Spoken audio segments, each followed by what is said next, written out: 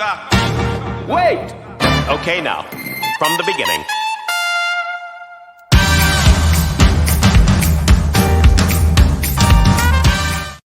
Ladies and gentlemen, welcome to the magnificent Silverdome, and welcome to WrestleMania 3. It's a WrestleMania 3 special on the Daily Wrestling News Show, powered by the Eastern Observer. My name is Ryan Joy, and I am coming to you from Minutes to Bell Time Studios on the beautiful Treasure Coast of the Sunshine State. And I am joined today by Travis, who I think this is maybe number 2 on your WrestleMania list. Is that right? It is. I don't know how many we're going to get to do, but this is numeral dos. So we'll see. I know you got a lot of time to fill, so we got to get these shows cranked out and in the can so that everybody can enjoy vacation. Absolutely. So we're going to do some WrestleMania question of the day. We're going to do trivia. You know what? We're not going to do trivia today. I have one question for you, so we'll do that one. Okay. And then we'll get into the show proper. So let's just roll right in. So Travis, why is this number 2 on the list for you? I think that it is the most iconic moment in wrestling ever. I think if you were to pick one moment in time to take and say wrestling was put on the map because of this thing, it's the Hogan Slam. It's the Andre Hogan match. The match itself wasn't, it certainly wasn't the Ric Flair Shawn Michaels match that we talked about in a different Mania. But it was the slam heard around the world. It elevated Hogan to a level where he was a household name if he wasn't before. That Real American song everybody knows, and it was kind of the swan song for Andre's career by and large, sadly, because he goes out as a heel. But it's certainly, I think, that the time when the rest of the world actually stopped to pay attention to wrestling on a bigger scale. Yeah, there's wrestling before WrestleMania 3, and then there's wrestling after WrestleMania 3. Absolutely. And you can see a pivot. If you just watch WrestleMania, you can actually see a serious pivot. You watch 1 and 2, and the production value is so-so. Mm-hmm. You watch WrestleMania 3, and it grows, and it's a lot better. And then you watch 4 and 5, and it's incredible production value from there on out. Yeah, they had really hit something in lightning in a bottle. I mean, he always did a good job of making the show a spectacle. I mean, he brought out Liberace and Muhammad Ali and stuff like that. So he was big. And actually, if I were to compare WrestleMania 1 celebrities versus the celebrities for WrestleMania 3, other than Aretha Franklin, I think it's a little bit lighter than the first one as far as top talent. Not that Bob Uecker and Mary Hart aren't lovely people, but they certainly aren't Liberace or Muhammad Ali. Like, Bob Uecker's barely Mr. T. Well, Alice Cooper. Alice Cooper as well. Yeah, don't let me downsell that one. Yeah. All right, so for WrestleMania trivia, I'm going to give you one question. We'll see if you can get it. Harley Race is the king of wrestling at WrestleMania 3. Who was the queen? Oh, Fabulous Moolah. It was the Fabulous Moolah. So we'll get to that in a few minutes. But let's introduce everybody to WrestleMania 3. March 29th, 1987, took place at the Pontiac Silverdome in Pontiac, Michigan. Pontiac is a suburb of Detroit. It's remembered for the massive and historic crowd and mainstream interest in the event. Of course, the main event, as we've talked about, is Andre the Giant versus Hulk Hogan for the World Wrestling Federation Championship. In 1993, Dave Meltzer wrote about WrestleMania 3 and Andre the Giant's obituary. He said, WrestleMania 3 was the largest paid wrestling crowd in history. 90,817 paid fans sold out the Pontiac Silverdome for Andre's WrestleMania 3 main event match against Hulk Hogan. The bout was the first $1 million live gate in the history, and it wasn't close. It was $1.59 million. It was the largest closed circuit gate in history, $5.2 million, and it set a pay-per-view buy rate record. And in 93, Meltzer said that those were not in jeopardy. Of course, now they've been blown out of the water, all those numbers, but at that time they were not in jeopardy. So yeah, this is pre-Attitude Era, and this is when he's writing this. This is before NWO and Who's the Third Man, and any of that heat starts building up for the popularity of wrestling between WCW and WWF. Yeah, when he's writing this, we're kind of in the Bret Hart era Yeah, it's sort of a Yeah. lull, right? We've got some weird characters coming out. I mean, it's Farouk with the weird helmet and different stuff like that, and Doink's still around, and we've got, Lawrence Taylor and Bam Bam, and it's a Yep. little goofy. Aretha Franklin sings "America the Beautiful." She would do this again 20 years later at WrestleMania 23. By the way, I was there for that one, not here for 3. But Meltzer also said in the opening of the 1987 newsletter, where he actually wrote about WrestleMania 3, to say anything but Sunday's WrestleMania show was the most impressive all-around wrestling production in history would be to deny the obvious. I think that's what we were talking about before. Production value was super high for this show in comparison to everything else that was happening at the time. So it's a pivot. It's a serious pivot in wrestling. There was wrestling before, and then there was wrestling after, and this was the marker. Yeah, certainly. Maybe there would have been another event or another time when this would have happened, but I think the brilliance of Vince McMahon is he knew what he had with Hogan and Andre. You don't decide to go into this size venue where if you only sell half the tickets and you're going to put this much oomph into it. He knew what he had. He had built it for a while, and it was going to pay it off. And good for him on cashing in on it, and then carrying his brand forward for this. This was a big deal. Legitimate sellout. And Meltzer said in his Andre the Giant biography, obituary, I don't have the direct quote, but he said 125,000 people would not have been a problem. Sure. This was an easy sellout. It sold out 3 to 4 weeks in advance of the show. So great stuff. And we'll get into awesome. We'll go in match by match now, but obviously this is like a 2 or 3 match show, right? I mean, the rest of them are there and they're supporting cast, and they're a good supporting cast, but this is largely a 1 match sellout with several other good ones. Well, it's a 1 match sellout. You got a one other match that's very good, but yeah, the rest of it is kind of, you get to see, the wrestling has certainly aged. I mean, we don't see any finishers basically in the entire show other than a leg drop. So. All right. Well, the first match of WrestleMania 3, it's the Can-Am Connection. Rick Martel and Tom Zank. I think if we could do WrestleMania from here to the end, everyone in between, we'll probably never talk about Tom Zank again. No. But he faced the magnificent Don Morocco and Ace Cowboy Bob Orton with Mr. Fuji. Cross body for the win here. Cross body over the top of a schoolboy for the victory. One of the things that's interesting about wrestling back then is you're gonna see, with the exception of 1 match, every single heel that comes out has a manager with them, and one of them the other one is actually part of the Heenan family stable, and we'll talk about that. But this is Mr. Fuji's only time on the card. Of course, we've got Randy Orton's dad, Bob, who's in good shape for that era. Don Morocco obviously looks impressive, but this is just kind of a quick one. And the Can-Am Connection, they were off the top ropes twice, so they were considered high flyers during that era.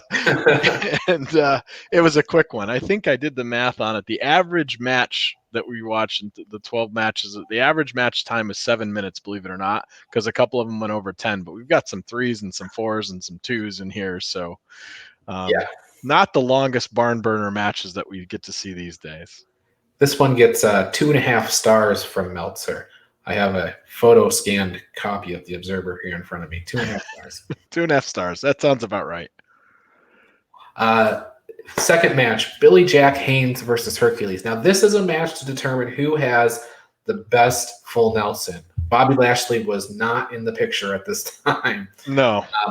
In the pre-match promo, Bobby Heenan declared that Billy Jack was in fact Billy Jerk Haynes, and he would not have it any other way. The match, goes on. Haynes holds Hercules in a full Nelson on the outside. Both men get counted out. Post-match, Hercules brought in the chain. He punched Haynes with the chain and busted him wide open. That's something else that you're not going to see on a WWE show these days either. No, yeah, this was kind of a crazy match. You had Billy Jack, who was very, very proud of his Oregon heritage, with his Oregon all over his tights, and green was a big theme of who he was and what he was. And Hercules, came out with the chain like he always does, and that's ended up assaulting him at the end. You see with these matches, there's always some kind of a nonsense going in the beginning. You're going to see the match, and then more often than not, there's a lot of nonsense after the bell too. So if you record the time that they come out in their little wrestling ring carts, because the wrestling, well, part of the reason why they did the wrestling cart thing is Andre couldn't walk that far, and it was a long ways, and they tried to figure out an interesting way to do it. So you've got this guy who's driving essentially a forklift out with a little mini wrestling ring, zipping people back and forth. So the entrance music wasn't exactly the loudest. In fact, there's only one that you can really hear very well, and that's the last one of the night. So you don't get a lot of that kind of flair. We've got no pyro on the show. We're not doing any of that kind of stuff right now. This is just bare bones wrestling. So you get a couple of back and forths, and then this finish with the double count out here. Yeah, and 1 star from Meltzer, only for the comedy. Whatever, it's fine. The thing that's interesting when you look at the presentation of WrestleMania 3, the first many matches, it's broad daylight. Oh yeah, totally different look than what you get in an arena show today or anything like that.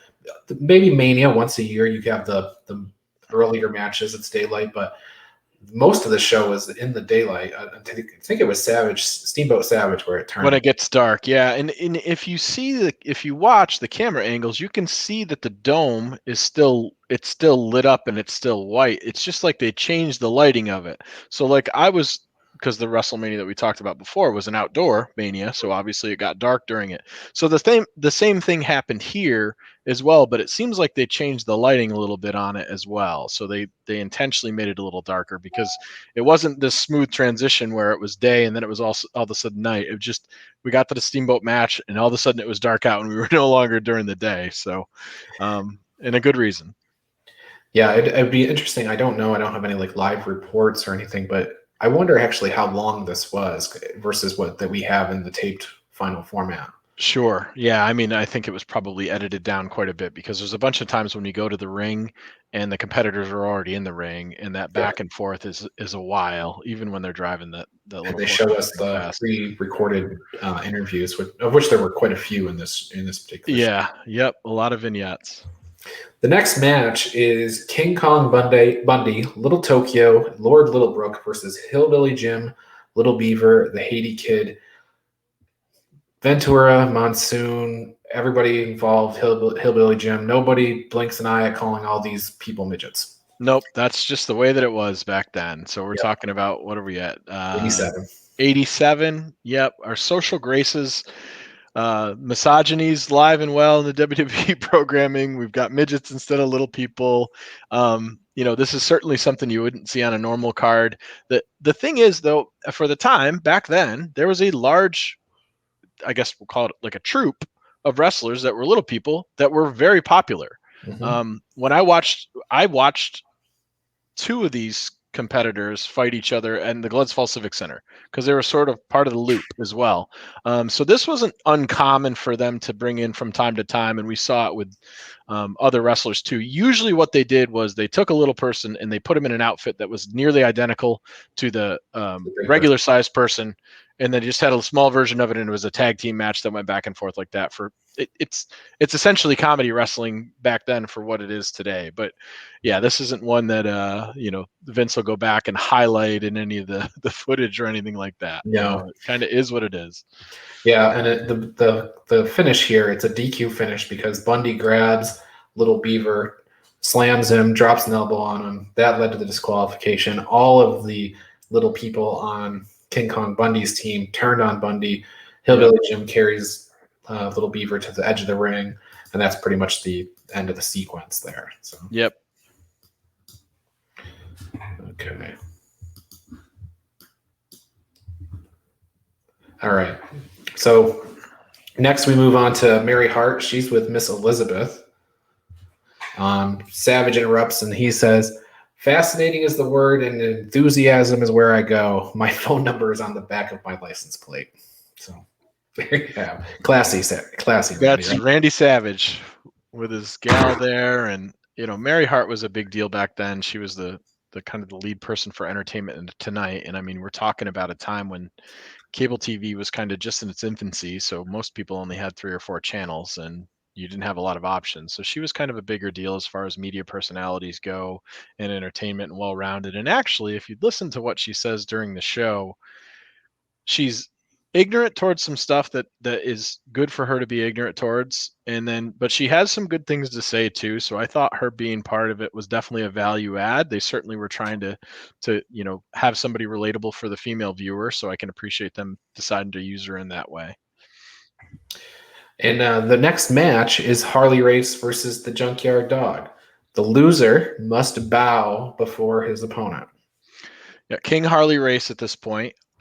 So we're coming down to the ring, and we're in our purple ensemble with a crown, and Moolah, who's the queen of basically the only known women's wrestler at that time, at least part of this show. There was no Wendy Richter. We didn't have any of the other people that we'd seen before come out. And this has been a little bit of a feud that's going on between JYD stealing his crown a couple of times and wearing the robe and stuff. So we're finally going to pay this off with a loser bows. JYD doesn't last very much longer with the company after this match. So they, the match kind of goes back and forth.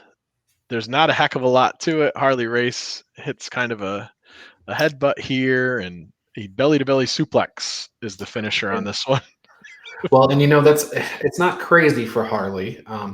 Harley got knocked out of the ring a bunch of times, and then he just gets back in the ring and hits JYD with a belly-to-belly side suplex, not even like a belly-to-belly side suplex, and that's enough for the win. I think in his prime, Race really, I think he just used a vertical suplex as his finisher for the most part. Yeah, and there weren't a ton of people. So it's not totally crazy that he would use a suplex to win, but the Junkyard Dog, he bowed after the match, but he also left with the robe and crown. So he bowed, and then he grabbed a chair and started wailing on people. And yeah, he ended up with the robe. He didn't get the crown because they got out of the ring pretty fast.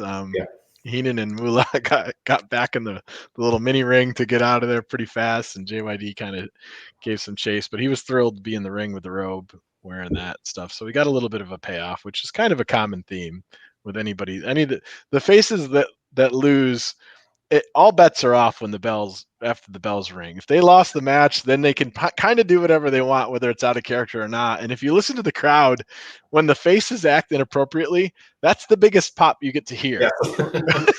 Yeah. They love it when the comeuppance is a real thing at this point in wrestling for sure. Then we'll discuss that when we get to Jim Duggan for sure. Yeah. Yeah. So this is next we have the first of 2 Hulk Hogan promos, and I've got to read this one word for word because if I don't, you won't have a clue what he said, and even after I read it to you, you still probably doesn't make any sense either. All I have to do is merely beat a 7'4", 550-pound giant. But Andre, you got to face the truth, brother, in its purest form, man. The purest truth there is, man. The training, saying the prayers, eating the vitamins. And to beat me, man, you got to beat every Hulkamaniac, every little Hulkster in the world, everyone that plays it straight, all the ones that don't take any shortcuts, brother. And they usually say, if the dirty air don't get you, the politicians will. But in this case, it's going to be Hulkamania. And the reason it's going to get you, man, is the purest form of the truth. And I can't wait to see you go down at the feet of Hulkamania in front of 90,000 plus in the Silverdome. What you going to do, Andre the Giant, when the purest truth, the 24-inch pythons, and Hulkamania run wild on you? Travis, what's the purest truth? Any idea? I don't know. It sounds like he's referring to drugs, honestly.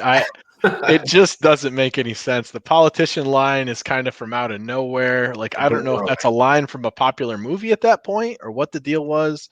But he just pulled it out of a hat and decided to go with it. I mean, it's not Steiner math, but it's up there.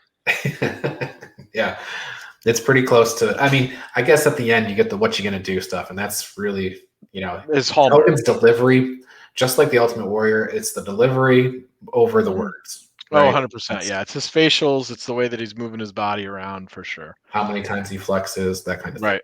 Yeah, don't pay attention to what he's saying. Right. So the Rougeau brothers next as the face team against the Dream Team with Johnny Valiant.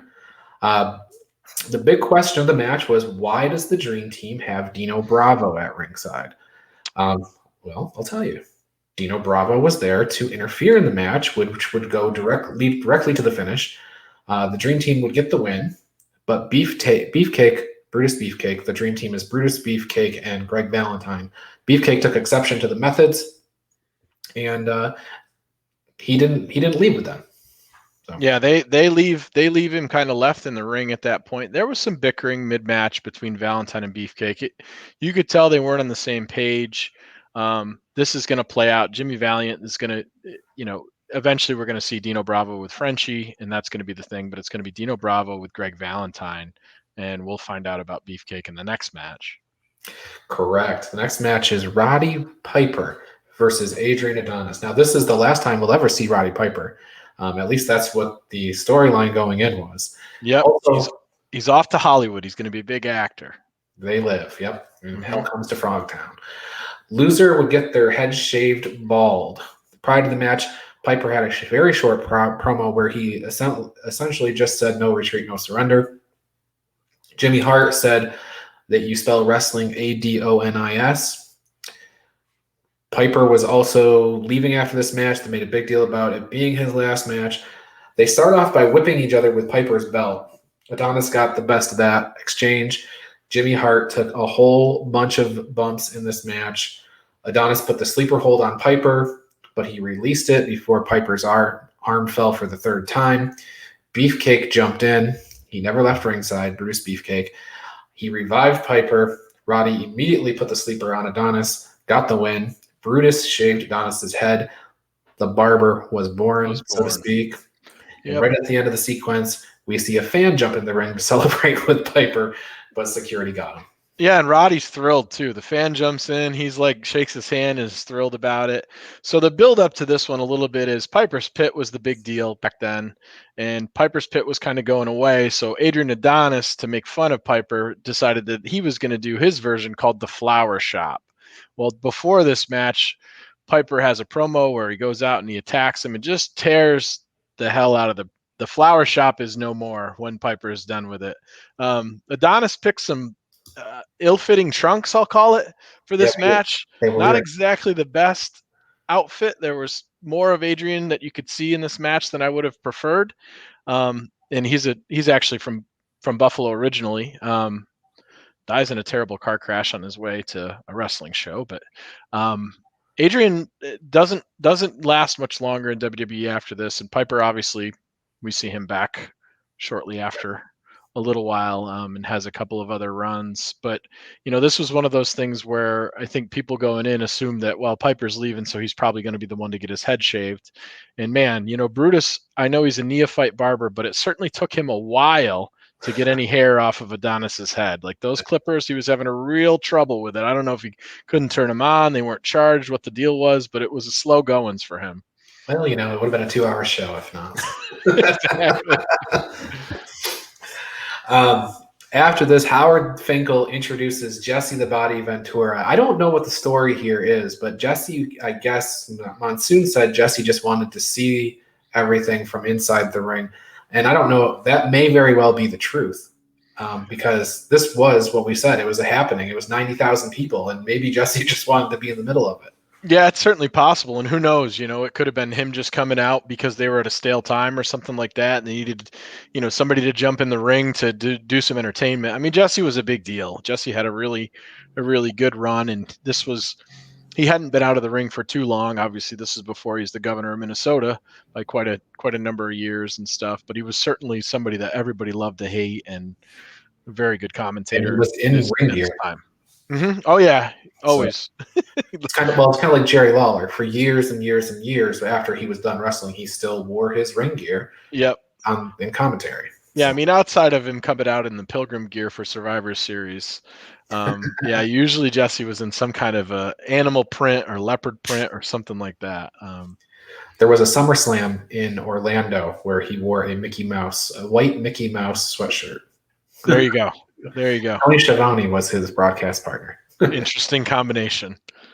Yes. Not two guys that you would see at the bar together, probably. No. Hart Foundation promo after this. Basically, Jimmy Hart says there'll be nothing left of the British Bulldogs afterwards. We get Hart Foundation and Dangerous Danny Davis versus Tito Santana and the British Bulldogs in the next match. Davey Boy would hit the power slam on Danny Davis.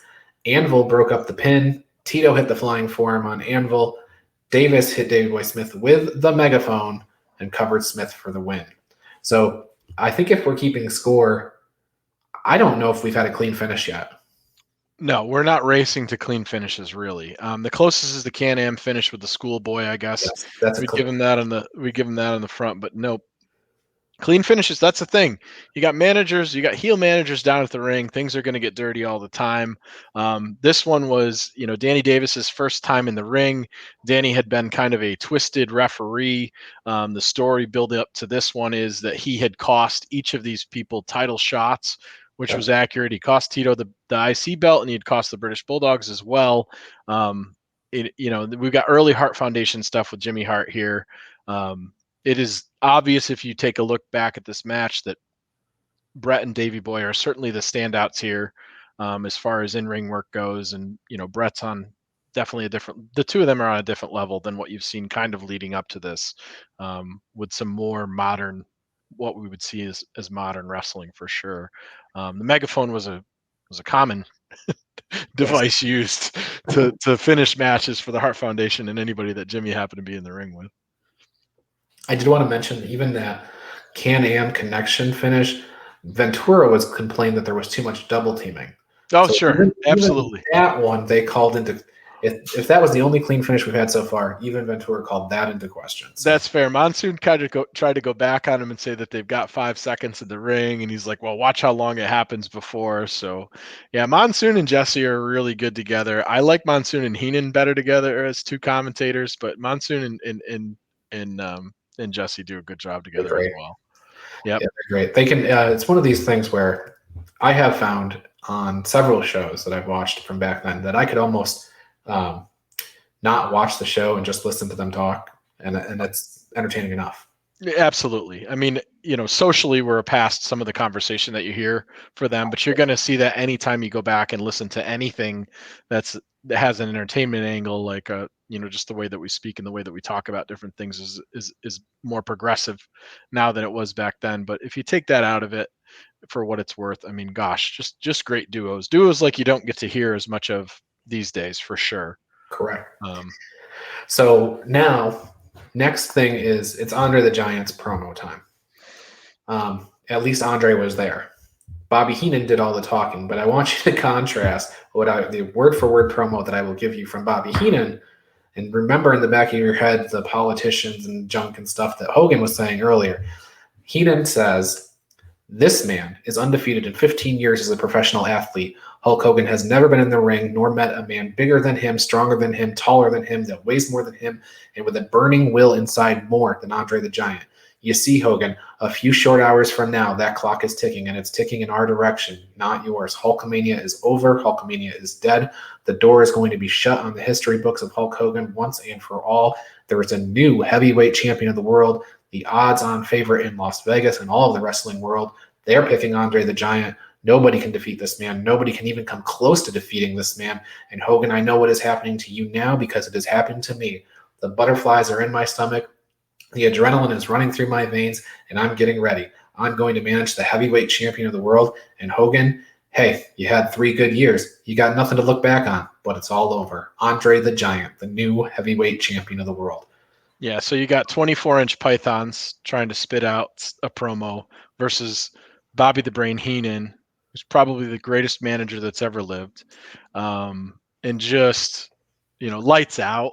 Yeah. He covered everything, and that was Bobby. I mean, Bobby as a wrestler was nothing compared to what he was in commentary and for managing, but man, just a treasure, really. There's a lot of guys that you hear sometimes that'll use a Heenanism, and you go right back to Bobby, and I miss having him around for sure, because boy, there wasn't very many people like it. I know people get on the Jim Cornette train as far as greatest manager, but Bobby Heenan, for what he did for the manager role, is completely different. And it's interesting too. So we don't see as many managers today, and some of it is like, I think what it comes down to is finances, right? So the cost of having a manager that just comes out for one match and yada, yada, yada. Well, if we take a look at this is a 12-match card. Every single match minus one has a manager that comes out, and one of the matches actually has technically two. You've got Heenan, who's out for 3 matches. He does commentary for 1 match. You got Jimmy Hart that works 3. Slick works 2. Fuji works 1. You get Elizabeth, and then you got George the Animal that comes out with Steamboat. So every match kind of, in Hacksaw randomly comes out as well. So technically he would be another one.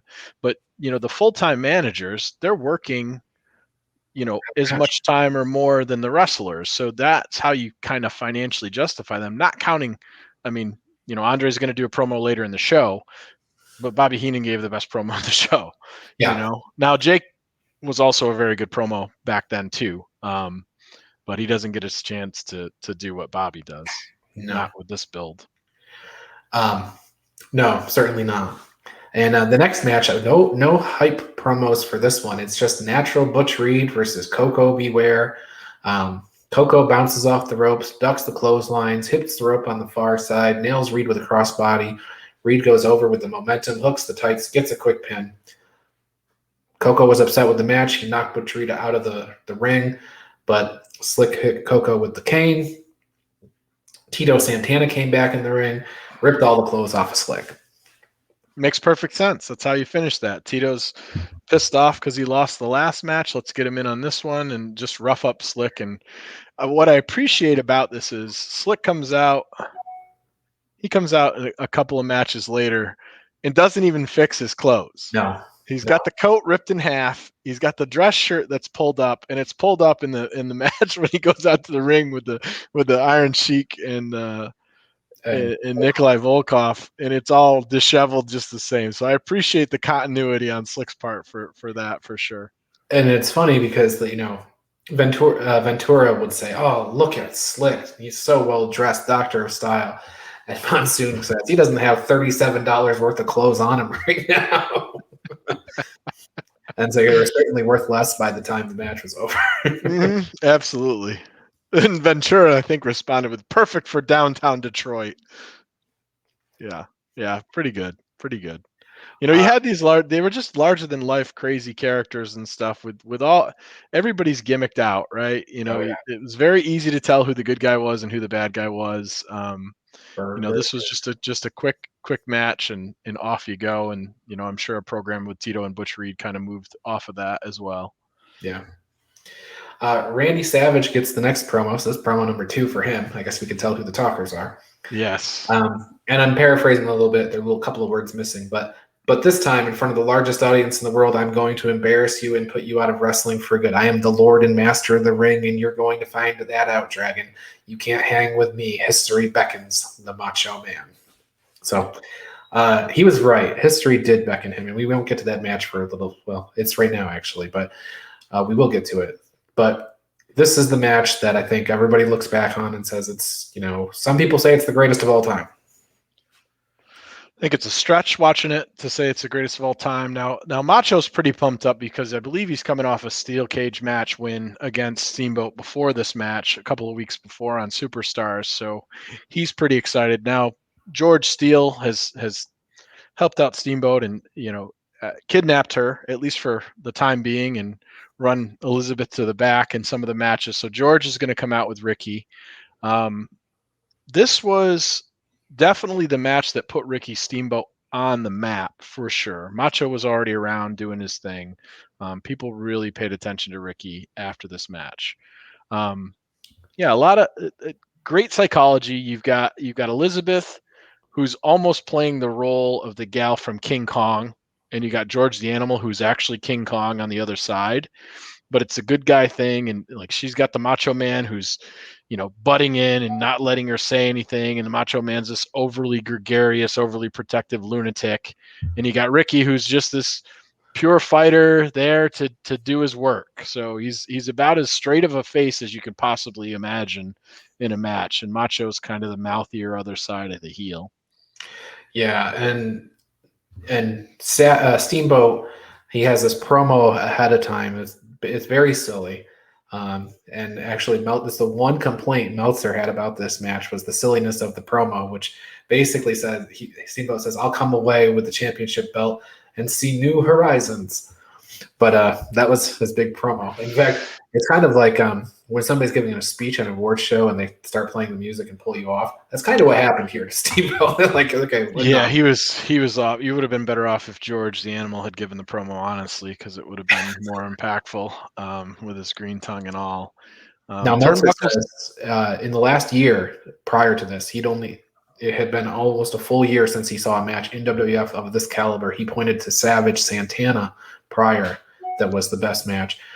In fact, he said the Starrcade at Thanksgiving time, there wasn't a match on that could touch this match. So he praised it.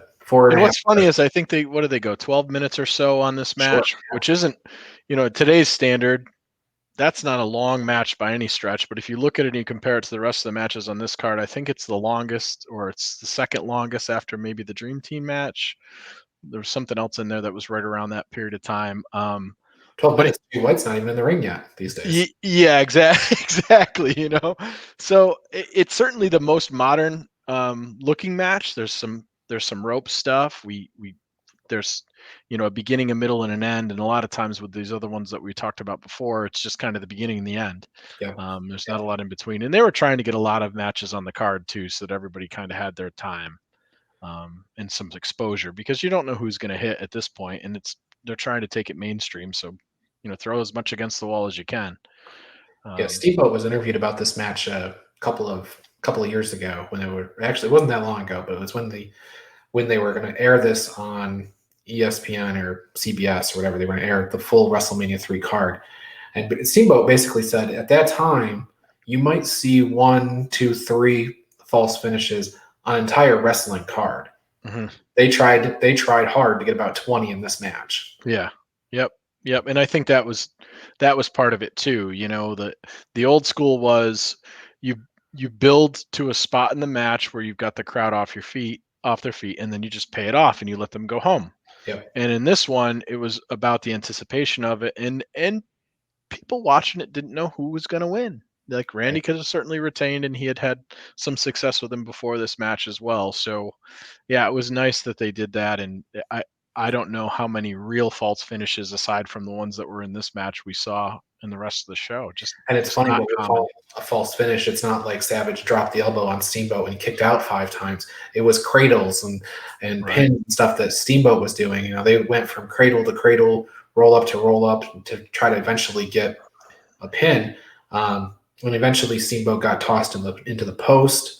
Then they did some Irish whips and reversed them like 3 times. Referee goes down. Savage does hit the elbow, but there's no referee to make the cover or make the count. Nope. Randy goes outside. He gets the bell. George Steele prevents him from using the bell, pushes Savage off the ropes. Steamboat uses a small package for the pin. Just like you do. Yeah, he reverses a scoop slam into a small package, and then that's 3 count, and it's over. Right. The other interesting thing about this is right back at the beginning, as Steamboat was coming out, if you were watching the crowd and listening, the crowd was going crazy for this guy. Cameras flashing everywhere. He was really over, which is funny because Savage is the much better talker. Sure.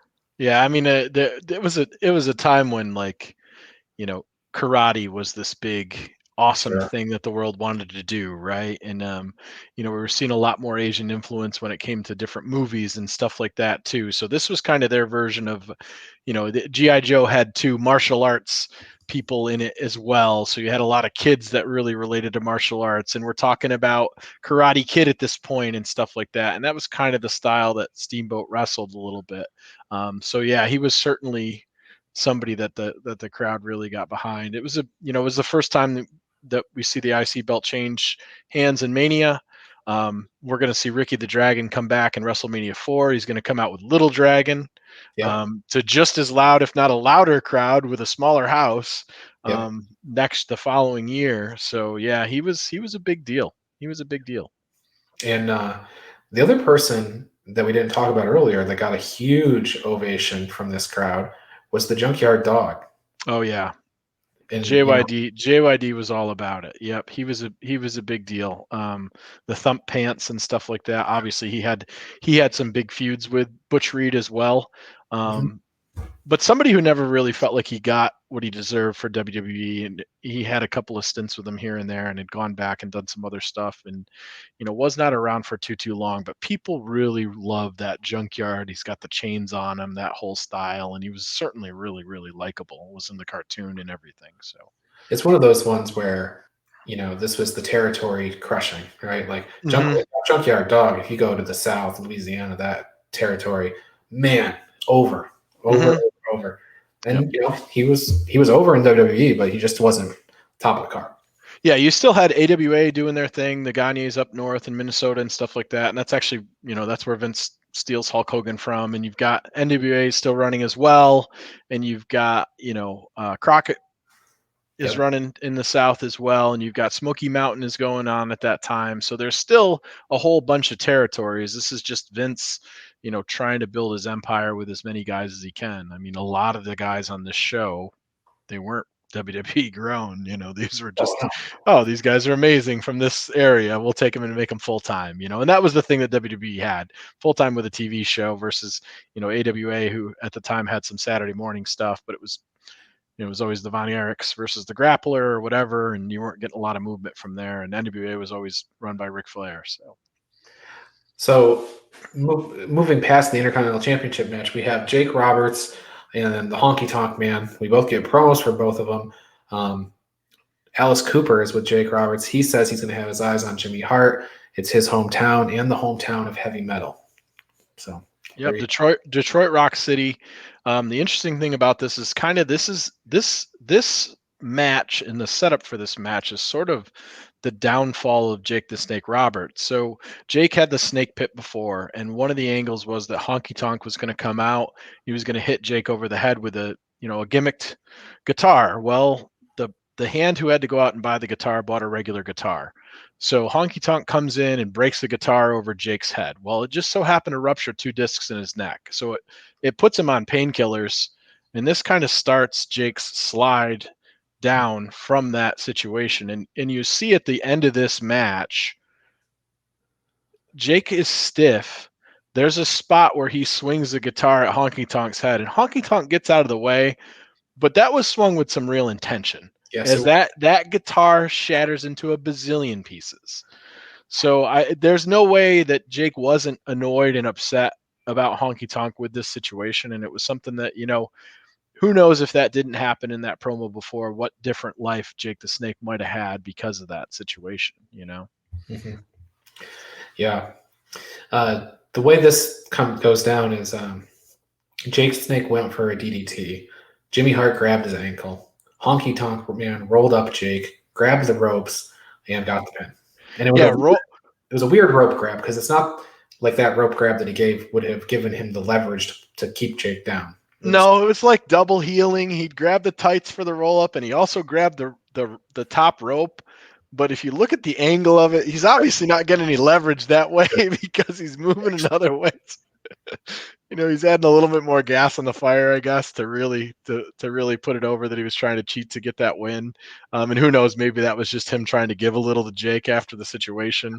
But Alice Cooper, he's not going to have it. Jake gets a hold of Jimmy, and Alice goes and grabs Damian, obviously, and Alice is pretty over at his hometown in Detroit. He's pretty popular at that point. That's Feed My Frankenstein time and really well known.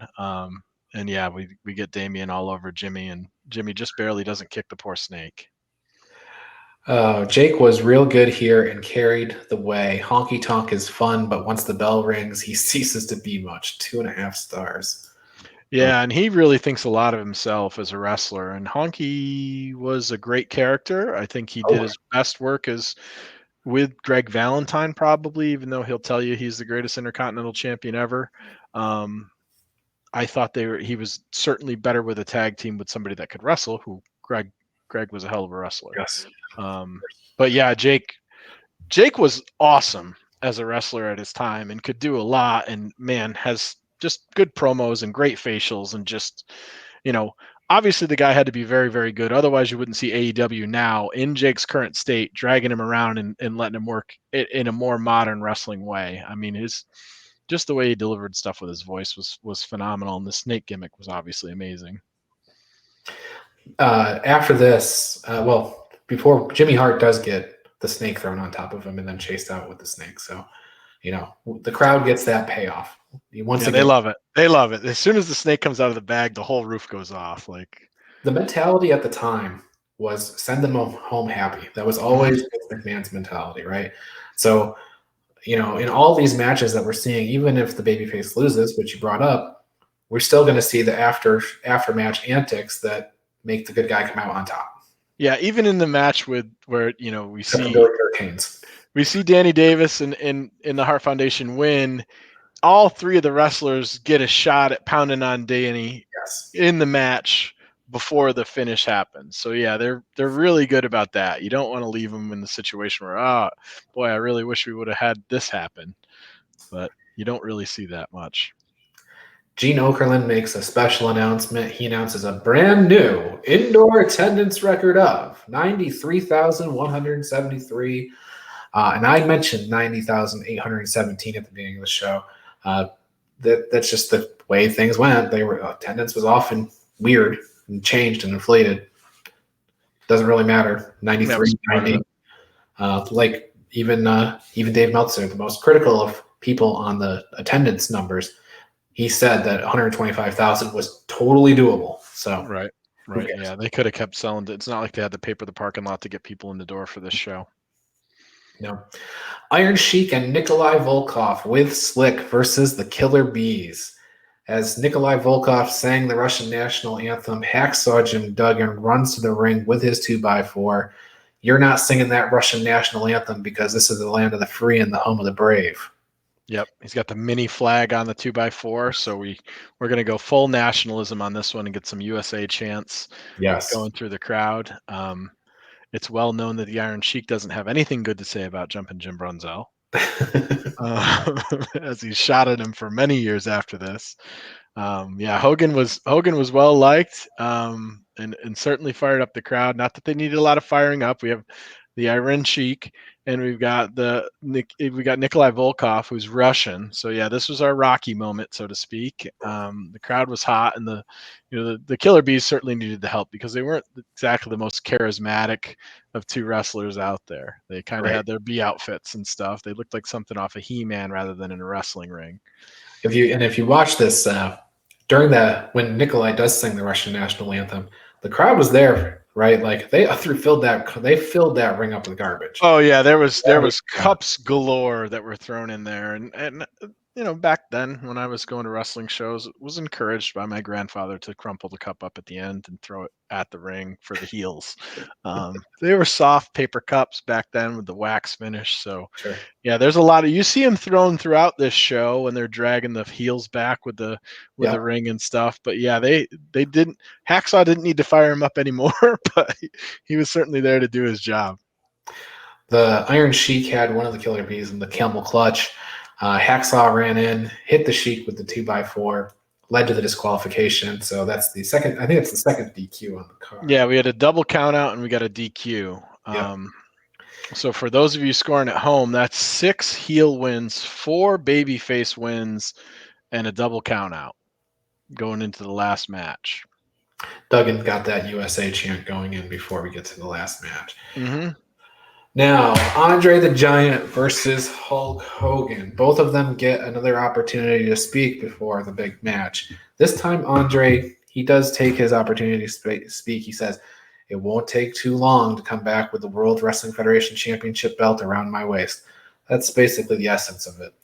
And then Hogan, again, very weird promo. He's worried about the 90,000 people on the outside of the Silverdome, not the 90,000 people inside it. He's going to slam Andre. The ground's going to shake. The people weren't watching from closed circuit. They're going to be fine. The people in the arena are going to be fine. But what are the people on the outside going to think? Whatever. I don't understand again. Hogan doesn't understand science or physics or anything, but he's ready to go. Yes. So we get to the match, and Hulk Hogan immediately goes for a body slam, and he fails. The Giant lands on top of Hogan for a pin, and he thinks he gets a 3 count. It's very close. Now, if you go back and you watch the tape, Andre has a good gripe here. It was certainly 3 in my book, and in fact that the next WWF Superstars they run that back. Bobby Heenan brings the tape out. We're going to talk about how Andre won that match in the first 3 seconds, Yep. and they were going to finish. They were continuing that feud, which brings you into Survivor Series, which is the first I'll Survivor tell you, Series. yes. Survivor Series 87 would have been first. hmm The other thing is they did have a rematch, which is well documented, led to the WrestleMania 4 situation, the title being vacated. The rematch that they had on NBC, that did a bigger number than any wrestling show you're ever going to see by any modern standard. It The was main event. enormous, hmm which is funny considering if you watch this match, there was really nothing to see here in terms of a good match. It's just, again, it's the spectacle, it's the well-known names. Um, Yeah, even when and they go back to the turn. if you had a chance to watch the Andre documentary, where if you haven't, I would advise anybody that's a fan of Andre to go back and to take a look at it. This was a long day for Hulk Hogan, so maybe it's the reason why his promos were so off, because he wasn't necessarily sure whether or not Andre was going to give him the win here, and Vince was saying, "Oh no, I got it. The finish is in the bag," and Andre was, you know, somebody that liked to shoot a little bit, and he played a bunch of cards, and he always was drinking well before the match and stuff like that. So Hogan will even come out and say he wasn't sure that this finish was going to end up going down this way, and was not positive about it until they get into the ring, and it wasn't much of a match, and it wasn't much of a match because Andre just couldn't move. He had back issues and knee injuries and hip stuff, which is why you see him during the match saying, "Get up, get up, get up." The reason why he's saying that is he can't get down to grab Hogan to get him up. you Hmm. know and Andre calls this match for what it's worth. He's the one that calls the match back and forth, and Hogan said it during the document when Andre says slam, he was just as surprised as everybody else in the arena when he decided to go for it. So definitely not the greatest wrestling match ever, but probably the most important one. Things go to the outside. Hogan peels back the mats. Andre back body drops him on the floor. Back in the ring, Hogan actually knocks Andre down with a clothesline, and then he body slams Andre, which is what you just referred to, slam. Hogan drops the big leg, gets the pinfall victory. No 1, 2, 3 punch, throw Andre off the ropes, get the big boo, then the leg drop. Just body slam, leg drop, win. Call it a day. Um, Meltzer gives it -4 stars. I've never. Probably not his finest call. That's -4 stars. I'll have nightmares about this one. Andre just standing there, not moving for minutes on end, nearly falling asleep while holding Hulk in a 4-minute bear hug. But who can complain? In one day, this match did more business than every Buddy Rogers versus Johnny Valentine, Pat Patterson versus Ray Stevens, Lou Thesz, Carl Gotch, Steamboat versus Flair, and Jack Briscoe versus Terry Funk match combined. And that's something to think about. Yeah, I mean, so maybe Meltzer, the original Smart Mark, coming out with commentary and seeing it from a lot of different angles here and not realizing the historical significance of it. Now, what I find myself doing now, and I have since this match, is for as much as I anticipated this match, and as much as I was excited to see these two big giant juggernauts go against each other, I can say without a doubt, with my expectation after this finish, I've given myself a lot of grace in other big man matches that always leave you disappointed. Whether it's Brock Goldberg when they were both leaving, that's probably the biggest example of the worst I've felt for two performers in a ring ever, really. But yeah, you see a lot of big man versus big man matches, and they don't pay off because they're just not as athletic or whatever as what you see in the other smaller guy matches and stuff. As much fun as Vince likes to have these big giant guys. I mean, Giant Gonzalez Undertaker, not a 4-star, 5-star Tokyo Dome match. Yeah. And we lived through a lot of those. The bigger they are, the better they are, not necessarily coming true. Maybe Kevin Nash and Giant early on in WCW was a decent match before Kevin was really broken down and the Giant was young and stuff. One of the better big man matches, and we've seen a couple of them here or there. but the big guys are getting a little more athletic too. I mean, the stuff you're seeing Wardlow and Brian Cage and, you know, Jake Hager and Bobby Lashley and those guys do is very different than what you saw with the big guys here. So, WrestleMania 3, most important wrestling card of the 80s, maybe the 90s too. We had some pivotal moments in the 90s as well, but certainly one of the most pivotal in terms of going from territory system to national system. Had the most attention, drew the biggest audiences. The question is, does the show hold up? And it's a hard question to answer because I don't feel that I don't feel like I feel like you want to, as a wrestling fan, to say this is the greatest show of all time. But if you watch it, it's a little rough to watch. So I think when I was trying to figure that out, it's one of those things where in going back and looking at older matches and us having the conversation and really getting into wrestling where, you know, I'd missed a decade or so of it and stuff. What I found myself doing is kind of the same thing that I've always done my entire life with sports. You have eras of wrestling, right?